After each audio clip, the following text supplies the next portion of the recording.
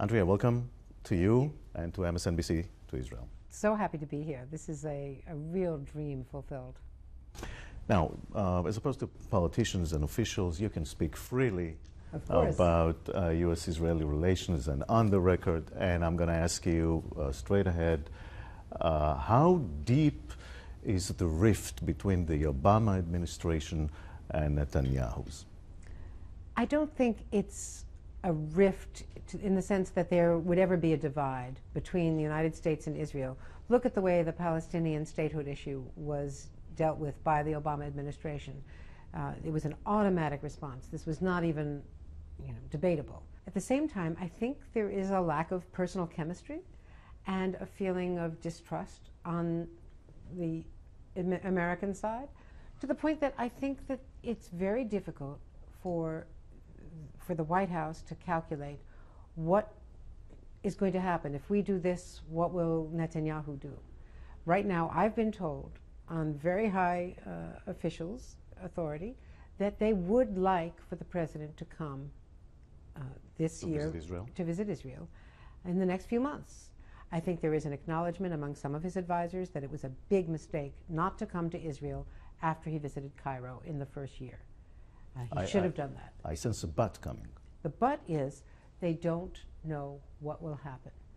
There is a very clear memory that they feel, from the White House perspective, that Vice President Biden did not get a good reception, that there was an unpredictability about what would the Prime Minister do on some very sensitive issues.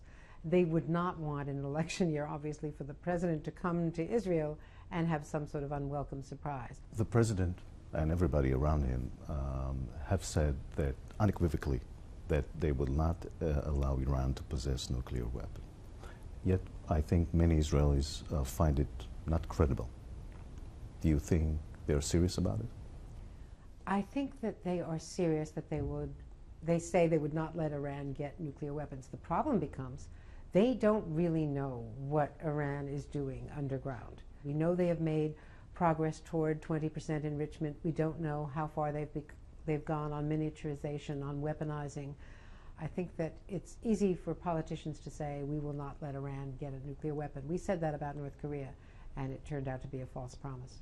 And the fact that we're entering, or actually inside an election year, that puts it off the table, any real military action by the United States against Iran? I'm not so sure that it puts it off the table, Jacob. I think that there are actually people in the administration who feel that if Iran crosses certain red lines, that they would have to take action. And the fact that we are in an election year, what does it mean vis-a-vis Middle East policies here, any initiatives by the Obama administration, or this is all gone for the year? I don't see any serious initiative.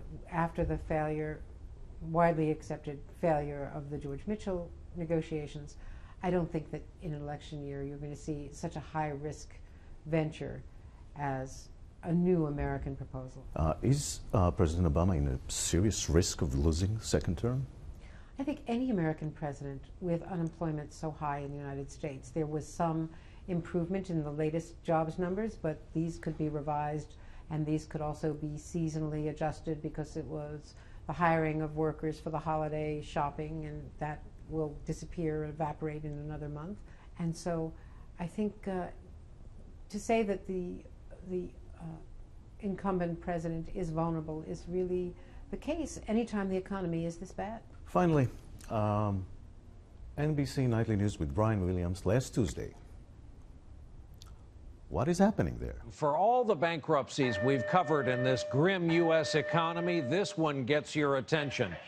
You'll forgive us, we have a fire alarm announcement going on here in the studio. Well, last Tuesday, and I will never forget this, I was preparing to go on the air, and a fire alarm went off right at the top, the beginning of the program. I mean, this is the most widely watched broadcast in America, NBC Nightly News with Brian Williams, and the fire alarm went off, and they couldn't turn it off. And you're sitting in Washington. I'm sitting in Washington, so they eventually asked me to get ready, and they sent his scripts and his teleprompter down to me, and I was supposed to take over anchoring the nightly news from Washington. But fortunately, the newscast was almost over, so I didn't have to rise to that challenge. And this was just a false alarm. Just a false alarm, but Brian was amazing. And then, I don't know if you saw, but Brian then showed up on The Daily Show with Jon Stewart on Comedy Central. What? I'm sorry. I was just trying to say something. Jon Stewart was teasing and making fun of the fire alarm, and Brian showed up with his own portable fire alarm to interfere with Jon Stewart. Andrea Mitchell, thank you very much. Thank you. A pleasure. Great to be here.